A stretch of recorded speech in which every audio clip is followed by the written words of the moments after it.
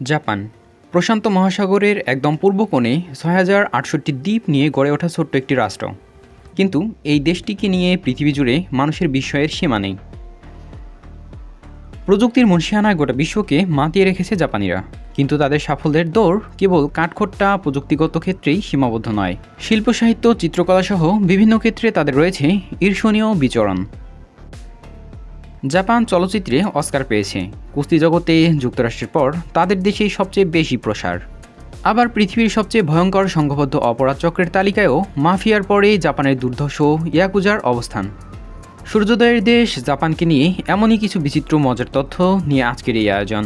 ভিডিওটি শুরু করার আগে অনুরোধ করব, আপনি যদি এই চ্যানেলে নতুন হয়ে থাকেন তবে প্লিজ সাবস্ক্রাইব করে বেল আইকনে ক্লিক করবেন, আর যদি ইতিমধ্যে সাবস্ক্রাইব করে থাকেন তাহলে অসংখ্য ধন্যবাদ। আমাদের ভিডিওগুলো নিয়মিত ফেসবুকে দেখতে চাইলে আমাদের ফেসবুক পেজটি লাইক দিয়ে ফলো করে রাখতে পারেন। আমি রহস্য বালক আছি আপনাদের সাথে, তো চলুন ভিডিও শুরু করা যাক।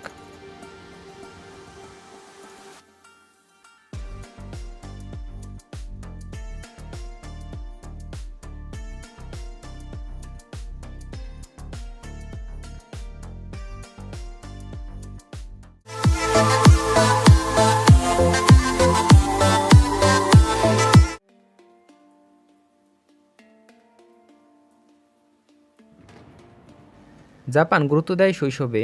স্কুলে ছাত্র শিক্ষক মিলেমিশে একসাথে ক্লাসরুম, ক্যাফেটেরিয়া ইত্যাদি পরিষ্কার করেন। কোনো কাজকেই ছোট করে না দেখার অভ্যাস এখান থেকে গড়ে ওঠে জাপানিদের। বিশ্বজুড়ে অসম্ভব পরিশ্রমী একটি জাতি হিসেবে জাপানিদের দারুণ সুনাম রয়েছে। পরিশ্রমের সুফলটাও প্রত্যক্ষ।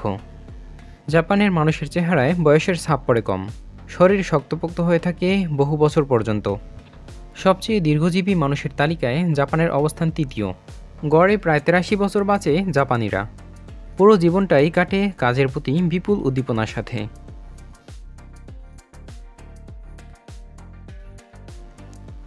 এমনকি দেশটির কোথাও অন্য দেশের মতো বর্জ্যের কোনো ভাগাড় পর্যন্ত নেই, কারণ জাপানিরা সব রকম বর্জ্য রিসাইকেল করে ফেলে। যেগুলো রিসাইকেল করা সম্ভব না সেগুলো খুব সুশৃঙ্খল একটি পদ্ধতির মধ্য দিয়ে নষ্ট করে ফেলা হয়। জাপানিদের আত্মসম্মানবোধ টনটনে। সম্মানের খাতিরেই নিজের জীবন বিলিয়ে দেওয়ার অসংখ্য নজির রয়েছে দেশটিতে। জাপানের বেশ কয়েকজন প্রধানমন্ত্রী অল্প কয়েকটি নির্বাচনীয় প্রতিশ্রুতি পূরণ করতে ব্যর্থ হওয়ায় স্বেচ্ছায় পদত্যাগ করেছে। কথা দিয়ে সে কথা রক্ষার ব্যাপারে তারা বেশ কঠোর। জাপানিরা স্বভাবগতভাবেই অফিসের সময় শেষ হওয়ার পরও দীর্ঘ সময় পড়ে থাকে কাজ নিয়ে। জাপানিরা গড়ে 4 থেকে 5 ঘন্টা অতিরিক্ত সময় কাজ করে অফিসে, এবং এই অতিরিক্ত খাটুনির ব্যাপারটি নিয়ে তাদের কোনো বিরক্তির আক্ষেপ নেই। খুব সাধারণভাবেই এই বিষয়টি তারা মেনে নেয়। জাপানিজদের ডিকশনারিতে ওভারটাইম নামক শব্দটি না থাকলেও জাপানি ভাষায় এর চেয়ে গুরুতর একটি শব্দ আছে, যেটি হলো কারোশি, যার অর্থ হলো অতিরিক্ত কাজের চাপে মৃত্যু। ব্যাপারটি শুনতে আজব মনে হলেও জাপানের প্রেক্ষাপটে এটি খুবই স্বাভাবিক একটি ঘটনা। সেখানে প্রতি বছর গড়ে 10,000 মানুষ মারা যায় শুধু অতিরিক্ত কাজের চাপে। ডায়াগনোসিসে তাদের মৃত্যুর কারণ হিসেবে লেখা হয় কারোসি। এটি ঠেকাতে অবশ্য জাপানিদের একটি অভিনব পন্থা রয়েছে।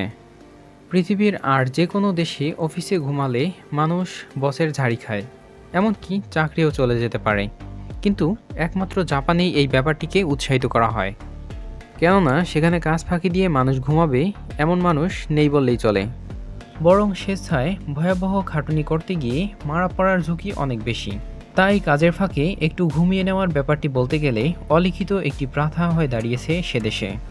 জাপানে প্রতি বছর প্রায় 15,000 ভূমিকম্প হয়।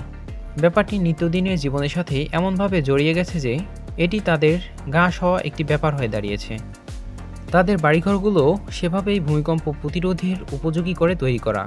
তাই এত বিপুল পরিমাণ ভূমিকম্পেও ক্ষয়ক্ষতির পরিমাণ তুলনামূলক অনেক কম। বাস্তবে জাপান এমন সব প্রযুক্তি ব্যবহার করে থাকে যা বহু মানুষ ভাবতেও পারবে না, আর এজন্য জাপান নিজেকে করেছে অন্য দেশের থেকে আলাদা। চলুন জেনে নেই এমনই কিছু অভিনব প্রযুক্তি সম্পর্কে। জাপানে রয়েছে অভিনব সব পেট্রোল পাম্প। জাপানের বিভিন্ন পেট্রোল পাম্পে ওপর থেকে ঝোলানো পাইপ দেখা যায়, এবং স্বয়ংক্রিয় কিছু পেট্রোল পাম্প রয়েছে এখানে, যার বিল পরিশোধ করে আপনি পরিমাণ মতো ব্যবহার করতে পারবেন। জাপানের রাস্তায় রয়েছে ভেন্ডিং মেশিন হল। এই মেশিনগুলোর মাধ্যমে গ্রাহক মুদ্রা বা ক্রেডিট কার্ড ব্যবহার করার পর বিভিন্ন পণ্য যেমন নাস্তা, কোমল পানীয়, তামাকদ্রব্য, লটারির টিকিট, ভোগ্যপণ্য স্বয়ংক্রিয়ভাবে বিতরণ করে। জাপানের সেই ভেন্ডিং মেশিনগুলোতে পানীয় সহ অনেক ধরনের খাবার পাওয়া যায়, আর এতে ক্রেতাদের বাড়তি ঝামেলায় পড়তে হয় না। এমনকি তাদের ভেন্ডিং মেশিনে সেদ্ধ ডিম, আলু, পাস্তা ইত্যাদি খাবারও পাওয়া যায়।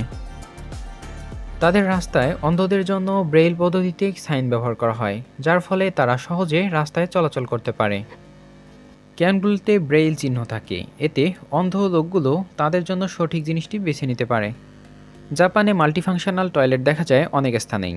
ব্যবহৃত টয়লেটগুলো সাধারণত শুধু তাদের মূল কাজেই নয়, আরও বহু কাজের উপযোগী করে তৈরি করা হয়। বিশেষ করে প্রতিবন্ধী ব্যক্তিদের জন্য বেশ ভালো সুবিধা থাকে টয়লেটগুলোতে। এই টয়লেটগুলোতে স্বয়ংক্রিয়ভাবে পরিষ্কার করার ব্যবস্থা, শীতকালে গরম পানির ব্যবস্থাও থাকে। এই ছিল আমাদের আজকের ভিডিও। জাপান সম্পর্কে খুব শীঘ্রই পূর্ণাঙ্গ ডকুমেন্টারি ভিডিও আপলোড করা হবে। আশা করি ভিডিওটি ভালো লেগেছে। ভিডিওটি ভালো লাগলে অবশ্যই লাইক করবেন, কমেন্ট করে জানাতে পারেন আপনার মূল্যবান মতামত। ভিডিওটি বন্ধুবান্ধবদের সাথে শেয়ার করতে পারেন এবং আমাদের চ্যানেলে নতুন হলে সাবস্ক্রাইব করে পাশে থাকার অনুরোধ রইল। দেখা হতে পারে পরে কোনো ভিডিওতে। ততক্ষণে সাবধানে থাকুন, সতর্ক থাকুন। ধন্যবাদ।